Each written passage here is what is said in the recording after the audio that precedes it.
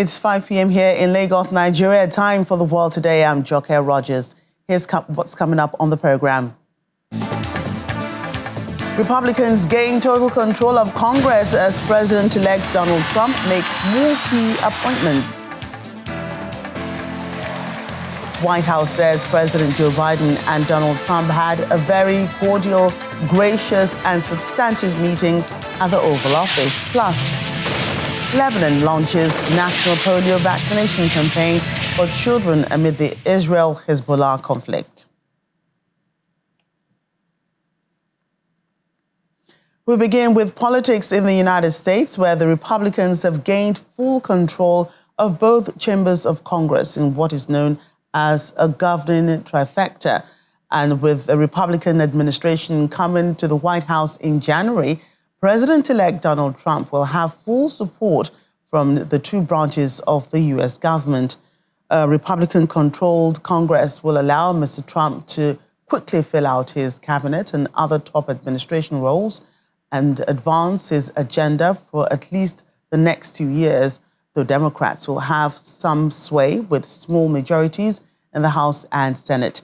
The Republicans' victory at the House was repelled by Mr. Trump's decisive win over Vice President Kamala Harris in both the Electoral College and the popular votes. It represents a stinging blow to Minority Leader Hakeem Jeffries and the Democrats, who now will have virtually no check on Mr. Trump, a man they warned on the campaign trail is a threat to democracy. And reactions are already trailing the win as U.S. House of Representatives Speaker Mike Johnson says the Republicans are ready to govern. His comments follow a pep rally from President-elect Donald Trump. Mr. Johnson, who won the nomination to stay on the job for a second term, says together the Republicans are united and ready to go. The first test for the new Republican-controlled Congress is expected in January, when lawmakers seek agreement on a fiscal 2025 budget resolution that must be passed by both chambers to unlock the reconciliation tool. We began with President Trump, and he came to visit us. It was a bit of a pep rally. Everybody feels very confident, very encouraged about the days ahead, and he gave us a very inspirational message, and he talked about the importance of maintaining unity and standing with this leadership team to go forward. It was very well received, and that set the tone for our day, and we had a very productive day together as a Republican conference, and the theme that you'll hear over and over from all of our members across the conference is that we are unified and energized and ready to go. We have a very well-designed playbook. We will begin to execute those plays with precision on day one. And so our new and incoming members, we're here for new member orientation, they were a part of all of this today. And we're preparing the players now to take that field beginning early in January, when all this all begins again on January 3rd. So we'll wrap up the work at the 118th. We'll get that work done, and we'll move into the new Congress with excitement and delivering on the promises that we have made to the American people. We're grateful to be working in hand with President Trump and to take this energy into the new year. So I got to know Matt very well. Look, I'll say this. Everyone who served with him will tell you he's one of the most intelligent members of Congress. He's an accomplished attorney. He's very concerned about the lawfare that has been occurring in the Department of Justice under the Biden administration, and the fact that the American people have lost their faith in our institutions of justice because of everything that they've seen. He's a reformer in his mind and heart, and I think that he'll bring a lot to the table on that. I think out of deference to us, he issued his resignation letter effective immediately of Congress. That caught us by surprise a little bit.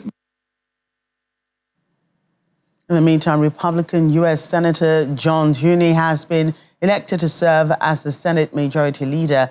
Republicans picked him to lead the chamber next year as they opted for a well-regarded insider. Speaking at a news conference in Washington, he says that the Republican team are excited to work united to approve President Trump's agenda. It's a new day in the United States Senate, and it's a new day in America. The American people have loudly rejected the failed policies of the Biden, Harris, Schumer agenda. And this Republican team is united. We are on one team. We are excited to reclaim the majority and to get to work with our colleagues in the House to enact President Trump's agenda. We have a mandate from the American people, a mandate not only to clean up the mess left by the Biden-Harris-Schumer agenda, but also to deliver on President Trump's priorities. We will make sure that the President and his team have the tools and the support that they need to enforce border security laws and to remove the violent criminals who are wreaking havoc in every one of our states. And I want to thank my colleagues who placed their faith in me to serve as leader, and to those who were supporting another candidate. I promise to be a leader who serves the entire Republican conference. Well, I mean, the Senate, as you know, is by the founders' design, a place where the minority has a voice in our process. And we will do the job that the founders intended us to do in the United States Senate and that the American people intend us to do. And that, right now, after this mandate election coming out of the American people, is to work with this president on an agenda that unwinds a lot of the damage of the Biden-Harris-Schumer agenda and puts in place new policies that will move our country forward in a different direction. Meanwhile, Donald Trump has announced more appointments to his administration as he prepares for his return to the White House. Mr. Trump picked former U.S. Congresswoman Tulsi Gabbard as his Director of National Intelligence. If confirmed, she will oversee all 18 U.S. intelligence agencies, including the National Security Agency and the Central Intelligence Agency. Ms. Gabbard, who left the Democratic Party in 2022 to become an independent and was considered a possible candidate to become Mr. Trump's running mate, would take over from Avril Haines as the top official of the U.S. intelligence community and serve as the president-elect's main advisor on intelligence issues.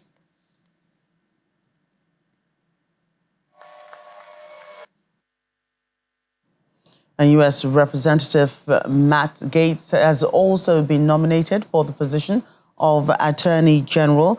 According to a statement announcing the selection, the president-elect said Matt will end a weaponized government, protect the borders, dismantle criminal organizations, and restore Americans' badly shattered faith and confidence in the Justice Department. Reacting to the announcement on social media platform X, Mr. Gaetz said that it will be an honor to serve as Mr. Trump's Attorney General. If confirmed, the 42-year-old would lead a department that, as recently as last year, was investigating him for alleged sex trafficking offenses.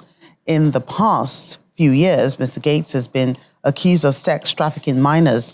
The U.S. Department of Justice did not bring charges against the congressman, but he remains under a House Ethics Committee probe. However, he has denied all wrongdoing.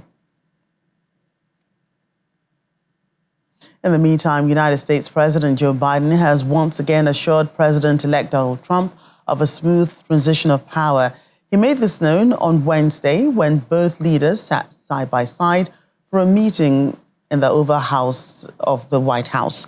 It's the first time Mr. Trump returned to the White House since winning the U.S. presidential election and sat down for talks about the looming transfer of power with longtime political rival Joe Biden.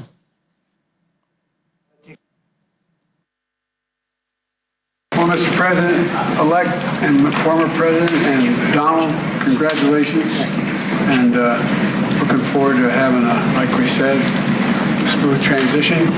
Do everything we can to make sure you're accommodated, what you need. And we're going to get a chance to talk about some of that today. So welcome. Thank you very much. And thank you very much. And politics is tough. And it's, in many cases, not a very nice world, but it is a nice world today, and I appreciate very much a transition that's so smooth. It'll be as smooth as it can get, and I very much appreciate that, Joe. You're welcome. A meeting between both men in the Oval Office of the White House. Meanwhile, White House spokesperson has described the meeting between President Biden and Mr. Trump as very cordial. With the White House spokesperson Karine Jean-Pierre and U.S. National Security Advisor Jake Sullivan both had a busy day briefing journalists about the face-to-face meeting. Among the issues discussed were national security and domestic policy issues. Both leaders also touched down on the war in Ukraine and raised concerns about American hostages being held by Hamas in Gaza.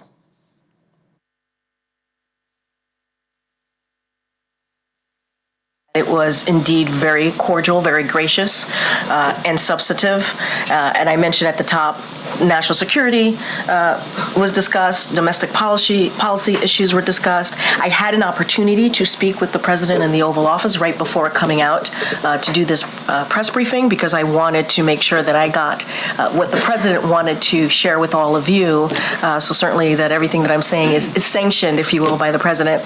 He wanted you all to know that the president-elect, again, was gracious, came with a detailed set of questions. It was, again, substantive. But I do want to take a little bit of a step back here, because it's really important to note, and you're going to hear me continuing to say this over and over again, the importance of having a smooth transition, and importance of having an orderly transition.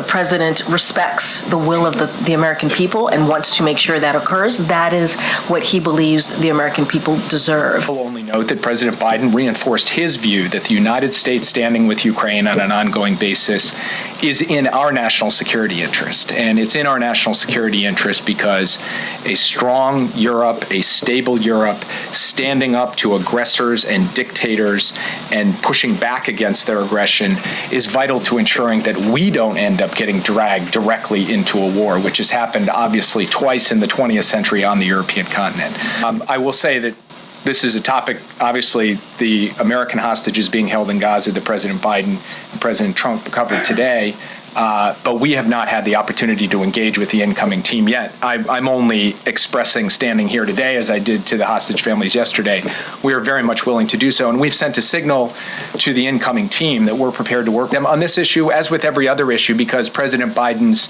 cardinal direction to us is ensure a smooth and orderly transition.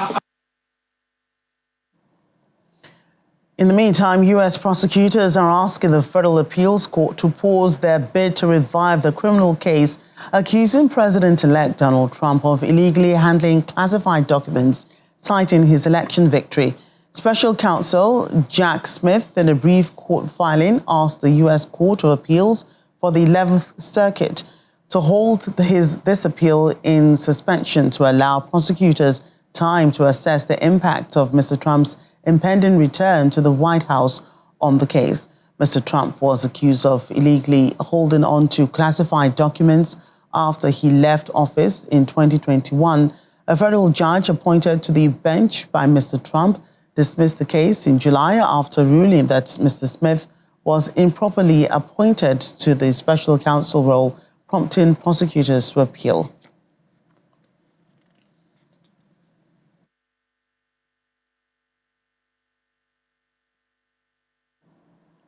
Let's get a wider view on all of this. Our Washington correspondent, Maria Bird, joins us now for more. Maria, great to hear from you today. Great to speak with you as well. Right. So first, let's begin with that meeting between President Joe Biden and President-elect Donald Trump. This marks the start of a peaceful transition of power to the White House, as Mr. Biden assured and vowed it will be smooth. What were the other highlights of the meeting? Well, in addition to your point of the smooth transition that is being asked of by the White House for the president-elect and his team, was, I think, the underpinning of the foundation of what the White House is hoping will be the future for the next few months until January 20th, when the new team is brought into the White House and the new president is inaugurated. And so the other main pieces were really around some of the major wars across our country, around our world. And so specifically looking at Ukraine, the U.S. has been a major supporter of Ukraine and President Zelensky. They have obviously been right there providing financial support, but also military support, not being on the ground, but providing those resources that are needed, whether it's training or whether or not it's other resources that might be needed to assist with the war. And so kind of providing that insight into why the U.S. has done what they've done. As you all mentioned mentioned earlier the importance of a strong Europe and ensuring that Ukraine is able to have its independence and to be a sovereign nation, I think was part of where you're going to hear President Biden continue to discuss. The other piece is around the Middle East. We know that we have had troubles and challenges, and we know that there is additional areas of concern by the U.S.'s intelligence community around what's happening in the Middle East. And so that is obviously going to be something that the president has definitely relayed to the president-elect around our position in those areas. Obviously, we know the challenges that have existed between Israel and Palestine. We know where the U.S. has been and how they've supported Israel, but also understanding that they are supporting and ensuring that individuals in Palestine are not starving and some of the basic needs are being addressed. And some of the challenges, obviously, the U.S. Experiences with the split opinions on how the U.S. should position itself within the Middle East. And so those are some of the key points around the foreign policy pieces, which has obviously over the last year to 2 years been the underpinning and the most important pieces and probably one of the most strategic pieces that the president has focused in on, specifically President Biden over the last year to 2 years. And now to those big nominations by the president-elect Donald Trump, the latest being Tulsi Gabbard for Director of National Intelligence. This is someone who has a former, was a former Democratic Congresswoman. What's, been the body language in the camp of the Democrats? I think they're a bit surprised about that nomination. Obviously, she was a Democrat, but has reclaimed and identified her as a supporter of President-elect Trump and the Republican Party. So I think there's, not a full surprise, but I think a little bit of a surprise from the Democratic Party about that nomination. I think the hope is that she could bring some Democrats, but I'm not sure how tightly, how much her stake within the Democratic Party still exists due to her separating herself and knowing how different the two campaigns were and really how different the two candidates were over this last election cycle. So I think the hope is that she would be able to have Democratic support, but I'm not sure if she is yet steeped, invested enough in the Democratic Party where they would be supporting her with this new administration. And Mr. Trump also picked Matt Gaetz as Attorney General. He has been a controversial figure, and we all know why. He's very much on the right of the party, very outspoken and very pro-Trump. Last year, he was being investigated for alleged sex trafficking offenses. He has denied all wrongdoing. Charges have not been formally brought against him. But why has this nomination sparked so much widespread criticism? Well, many Americans were a bit concerned, obviously, to your point of the allegations and the charges that were brought against him previously. And so I think that is really where Americans are a bit surprised about. As you said, he's very outspoken. He's very clear in his opinion. And so those who might not share the same opinion that he does, and he was definitely, to your point, a true Trump supporter.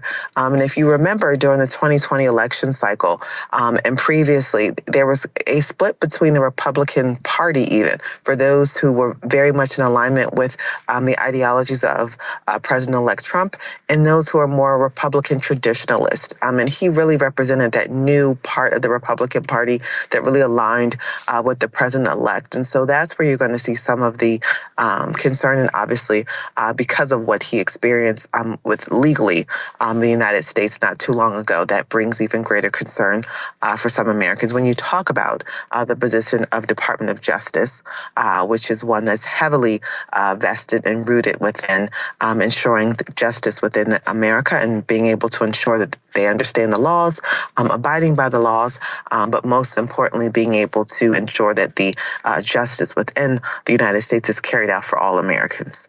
And Maria, President Trump is still facing charges, a criminal case rather, for his illegal handling of classified documents, although U.S. prosecutors are seeking a pause. How does this case impact on his upcoming return to the White House? Well, it does bring some concern. I think the real thought was that it would have brought greater concern during the election, which it did not. So I think it is going to be more of a procedural process as we get closer to Inauguration Day. But I think that, some of that the courts will be deciding over the next couple of months. But as what we can see at this time, this will not bring any sort of stoppage to the movement forward with his inauguration on January the 20th. Right, Maria, thank you for your time. Thank you. From U.S. politics, a man found dead after two explosions near the Supreme Court in Brasilia, the capital of Brazil, had an explosive device on him. He was found dead outside the building shortly after the blast rocked the area. Bystanders say they saw the man throwing what appeared to be explosives before the detonation. Nobody else was hurt in the incident. The area has been evacuated and blocked down while a bomb disposal robot is being used to search the man's body. Police say they have identified a timer possibly linked to other devices. The country's Solicitor General has condemned what he believes was a deliberate attack and vowed a full investigation into the incident. The blast occurred just days before global leaders from the group of 20 major economies meet in Rio de Janeiro. And the Paris prosecutor is seeking a 5-year jail term and 5-year political ban for far-right leader Marine Le Pen in an illegal party funding case. Nicolas Barrett asked for the ban to become effective immediately after the verdict, even if the defense team appeals, ruling Le Pen out of the standing again for president in 2027. Ms. Le Pen and more than 20 other senior party figures are accused of hiring assistants who worked on party business rather than for the European Parliament, which paid them. She denies the charges and is accusing the prosecution of trying to ruin her party. Ms. Le Pen lost the presidential election to Emmanuel Macron in 2022. The VOA's Lisa Bryant joins us now from Paris for more. Hi, Lisa. Great to see you again today. Great to see you. So what has been the mood and reaction in France since the EU corruption trial for far-right leader Marine Le Pen began?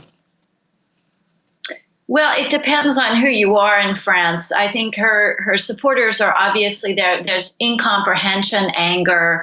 Why is this happening to her? There's a sense which the party is feeding that she has been wrongfully sort of singled out. That this is a deliberate attempt to end her career. Certainly, her efforts to bid for another presidential bid. As you noted, there's about 3 more years. Wait a minute, it's 2024. Yeah, until the next elections. And many observers feel that she may have a very good chance of winning this time around. And the trial comes almost right, and the trial comes almost a decade after initial investigation started. She has denied any wrongdoing.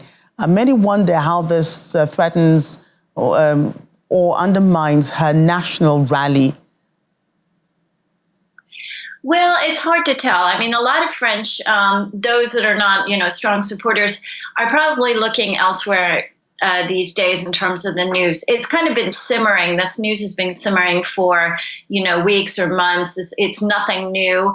I think the big shock or lack thereof will be to see how the sentencing actually is, if she's actually convicted of what she's accused of. So I think the general public, again, it would depend on, the French are very fractured. There's a large support base for the far left, for the lesser for the central. And then, of course, there are people who are voting for Le Pen, but not necessarily strong affiliates of the National Rally. They're just people who think that they may have a better economic plan, that they can cut taxes, etc. So it's not a top news item, but it's certainly been simmering in the news, and we'll be seeing once by the end of the month, when this trial wraps up and whenever the conviction comes out, how the French will react. And what happens if the court finds her guilty of the charges. Will she be able to run in elections even if she appeals against the judgment? No, in fact, I mean, not right away. As you pointed out, she faces up to 5 years in prison, also a 5-year moratorium against running for any political office. It's not necessarily the end of the national rally, though. I mean, she's got a number 2, Jordan Bardella, who's young and he's, charismatic, and perhaps he could run in her stead, for the presidentials. So, no, I mean, her career would be on hold, definitely not necessarily ended if she is indeed found guilty and is given all the charges that she would. And of course, her party is saying that this is a political move by the prosecution, and the prosecution says, everybody has got to have the fair sentencing. Everybody has to be equal before the law. Right. Lisa, thanks again.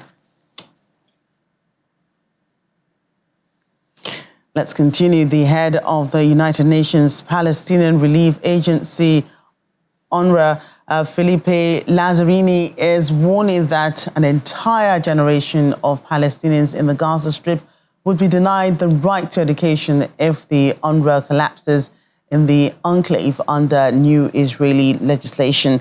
His comments come after Israel's parliament passed a law last month that will ban UNRWA from operating in the country when it takes effect in late January. Mr. Lazzarini has said its implementation will have catastrophic consequences. In Gaza, dismantling UNRWA will collapse the United Nations humanitarian response, which relies heavily on the agency infrastructure. Glaringly absent from discussion about Gaza without UNRWA is education. Palestinians value education highly. It is the only asset from which they have not, until now, been dispossessed.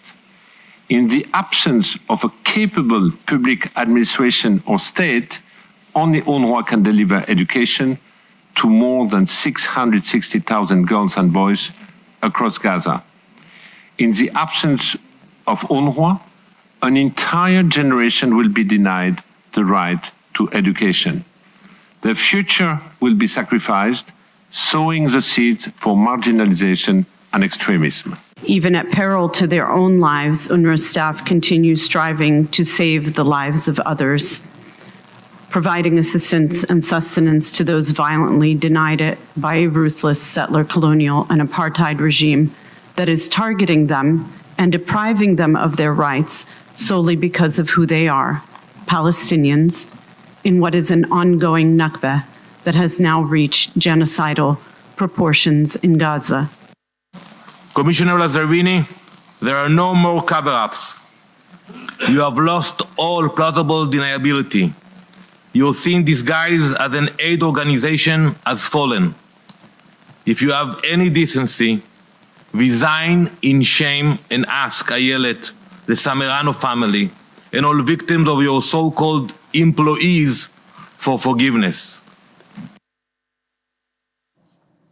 And in neighboring Lebanon, the Ministry of Health has launched the national vaccination campaign for children against polio, measles, and other diseases. This drive is in cooperation with the United Nations Children Emergency Fund, the World Health Organization, and other local partners. According to the Ministry of Health, the first phase of the campaign will focus on children in shelter centers, and the second phase will expand to include children across Lebanon.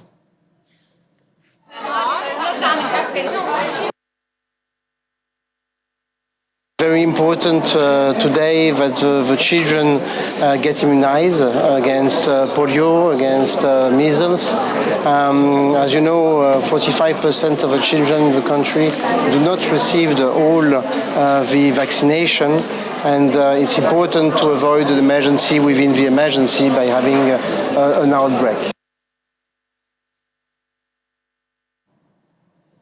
Elsewhere, U.S., Japanese and South Korean naval forces have held joint exercising in East Asian waters. These are their most complex and final joint drills before President Joe Biden hands over one of his signature national security initiatives to Donald Trump.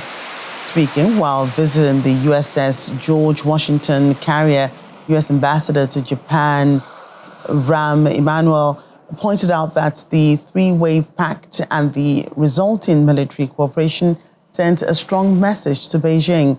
The exercise comes a month after North Korea tested what it claims was an upgraded intercontinental ballistic missile.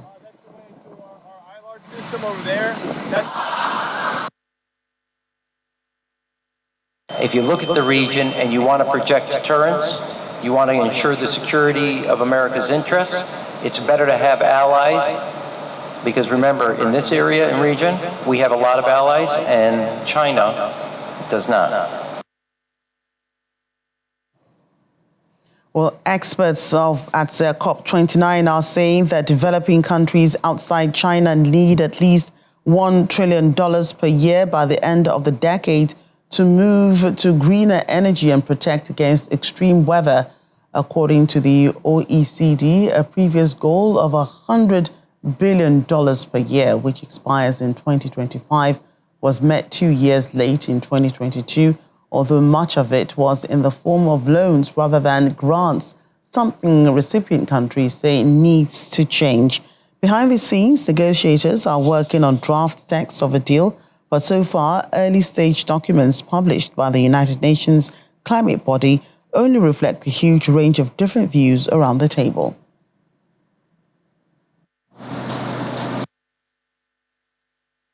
Question were we asking here? It was a very clear and strong question and the right question. What does it take to deliver on Paris in terms of investment? And how do we finance that investment? That's how we understand the question of climate finance. It's finance for a purpose. It's finance for that investment. So what kind of numbers for the investment? Well, that number for emerging markets and developing economies outside China is 2.4 trillion a year in 2030. Of course, the whole path matters, but in order not to get sort of lost in too many numbers, we focus on 2030 and we point and highlight the number 2.4 trillion as the overall investment needs. But in all this talk of numbers, among the many acronyms, let's not lose sight of what's really at stake. Cleaner air across the world's megacities, commuters no longer choking as they make their way to work and their return back home. Households who can sleep soundly, knowing a flood or storm will not wash away everything they hold dear. Stopping the devastation and damage, improving lives and livelihoods, and building a better world for everyone.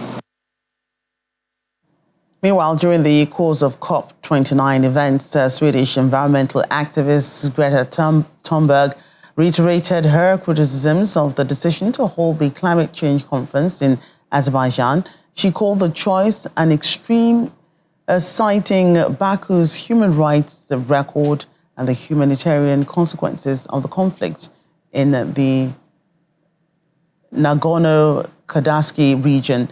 Thunberg also stood in front of Azerbaijan embassy in Tbilisi to support Azerbaijan journalist Afgan Sadigov, who had been arrested in Georgia following the extradition request from Baku. Thank you.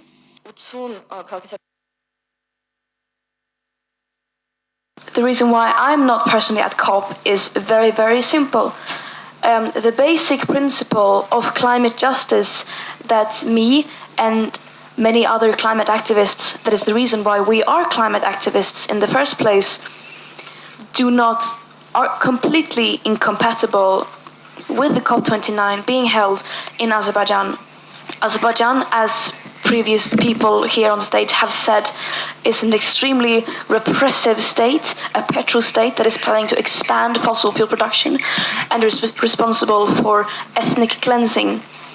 It is absolutely nauseating, to say the least, the hypocrisy, the extreme hypocrisy that This climate conference, COP29, is being held in that country right now.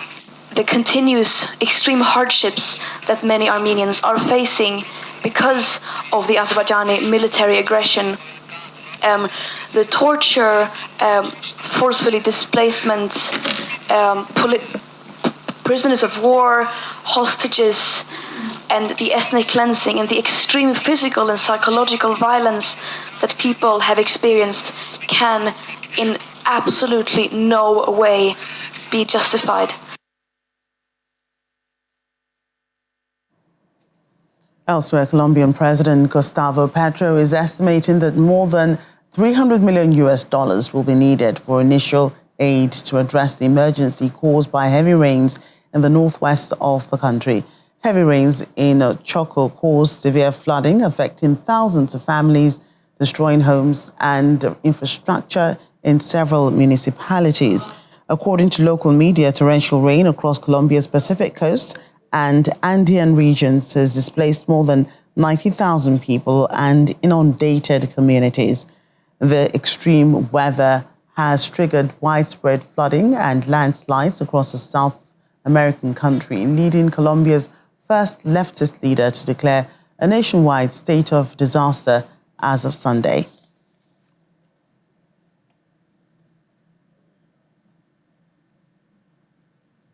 The Under-Secretary General for Political and Peacebuilding Affairs, Rosemary DiCarlo, is again highlighting the alarming situation in Sudan.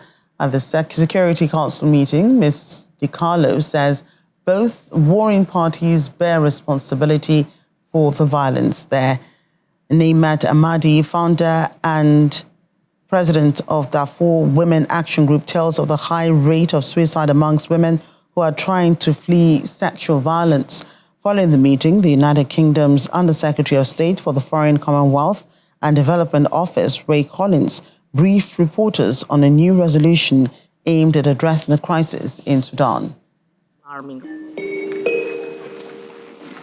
The latest wave of attacks by the Rapid Support Forces in eastern Al Ghazira state has been marked by what non-governmental organizations have described as some of the worst, most extreme violence in the last 18 months. We are receiving reports of horrific violations of international human rights and humanitarian law, including sexual violence committed predominantly against women and girls. We strongly condemn the Rapid Support Forces' continued attacks against civilians. We also strongly condemn the Sudanese armed forces' indiscriminate airstrikes in populated areas. We are appalled by the attacks against civilians perpetrated by forces affiliated with the Sudanese armed forces in the Khartoum area. Let me stress that both warring parties bear responsibility for this violence. Widespread rape and murderous violence have been carried out at an alarming rate by the RSF. In Al Jazeera, in the last 2 weeks, have witnessed unspeakable atrocities inflicted on civilians. The shocking accounts of locals confirm that the brutality of rape has sadly forced over 130 women in an unprecedented move to commit mass suicide as an escape from further sexual violence.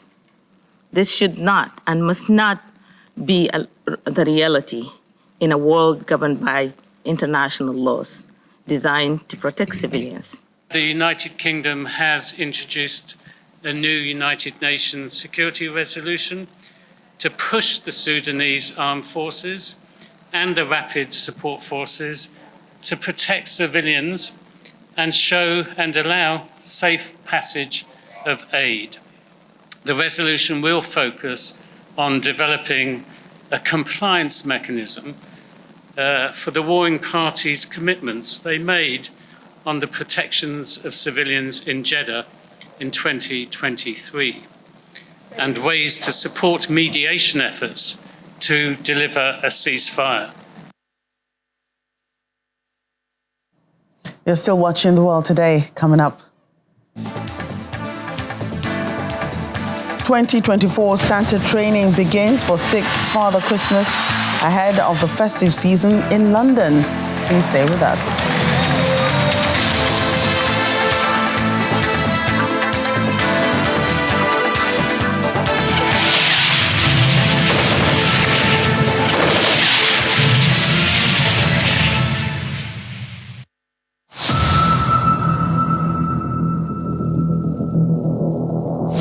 So having said that, we think that investment does not guarantee you success. The grand winner for season 1, aka the Abacha Man.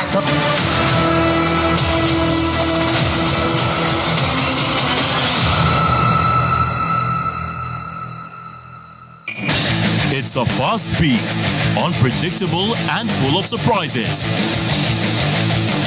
The unforgettable moments, unprecedented passion, the victories and defeats in the world of sports makes it engaging.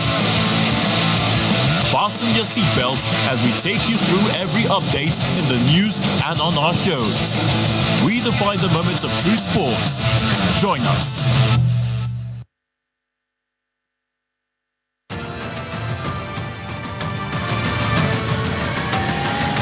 I'm Ifeoma Williams, your guide on this transformative journey. Welcome to Transform Her, the first of its kind on-air coaching program exclusively on Channels Television. I define a product as that perfect thing that people are ready to part with their money for. In a male-dominated environment,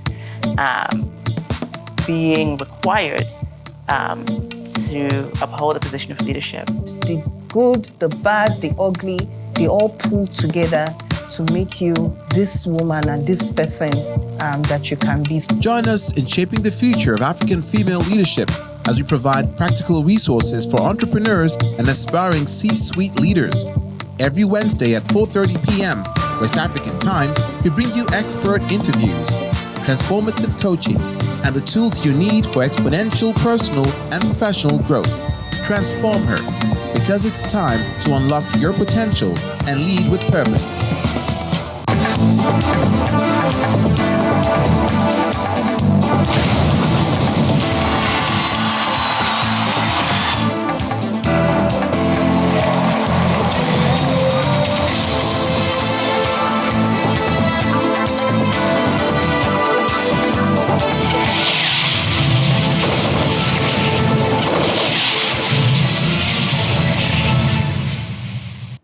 Welcome back. Senegal will be voting in legislative elections on Sunday, November 17th, that will determine whether the new president and government can gain control over the National Assembly and push through their agenda for reforms. During snap elections, citizens will elect 165 members of the National Assembly for a 5-year term.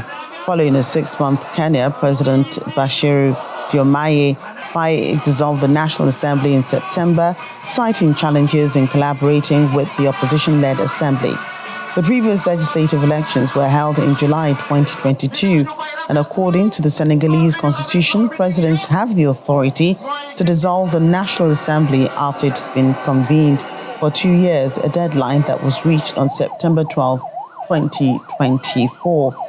The high stakes in the election are threatening to spark fresh unrest after a period of calm following the presidential election in March that triggered some of the worst violence in the country's recent history.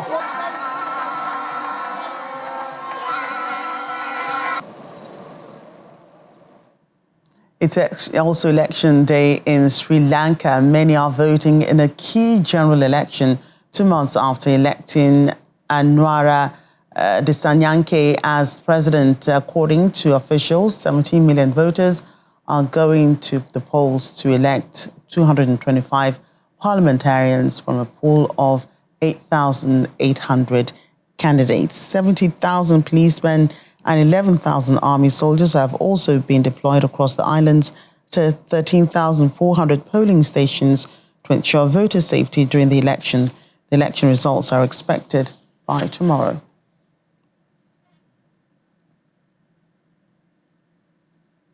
And it's celebration time. Britain's King Charles is 76 years old today. Born in Buckingham Palace in 1948, Charles was the first child of Princess Elizabeth, who later became Queen Elizabeth. This is the King's first birthday since he began treatment in February for an unspecified form of cancer after a corrective procedure for an enlarged prostate. Charles has recently returned from a tour of Samoa, Australia and India with his wife Camilla to open the Commonwealth Heads of Government meeting, his first major foreign trip since the diagnosis.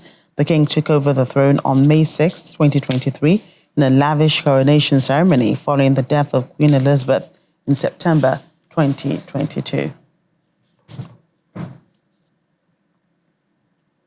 And finally, on the program, Santa School began in earnest with 6 Father Christmas figures enrolling for training ahead of Christmas Eve in London, from perfecting their ho-ho-ho technique to learning all the reindeer names. The Santas were given all the tools and techniques they need to be the most authentic versions of Santa by Christmas time.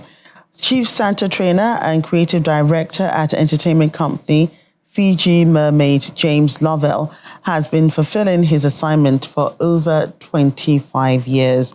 Lovell says it's very important when a child goes to see Father Christmas that they meet who they believe is the real one, and that Santa needs to be kind, magical, and jolly.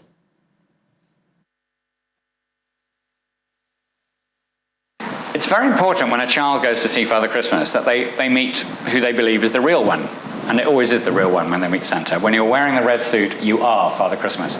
So any child that goes, there's a massive build-up. Any child that goes to see Father Christmas has been excited about this for days, for weeks, maybe months. So it has to live up to their expectations, which is why from the moment a child walks into a grotto to meet Father Christmas, the experience is magical. So you need to look good, you need to sound good, you need to be kind, you need to be magical, you need to be jolly. This year, there are a lot of not very nice things going on in the world, and I think people are looking for Father Christmas to bring them a little bit of joy. And I found that my bookings are about 20% up this year, which one of the reasons must be down to the fact that people just need more jollity this year. They need more magic in their lives. That's what Santa brings, and that's what I'm helping him do. You read the letter and you know. So every child that comes in, I would say, how lovely to see you again. Always again, because you saw them last year. How lovely to see you again. And yes, now this year, I think, and then you tell them what they want for Christmas. Ho, ho, ho, ho, ho, ho, ho, ho, ho, ho. Hey, right,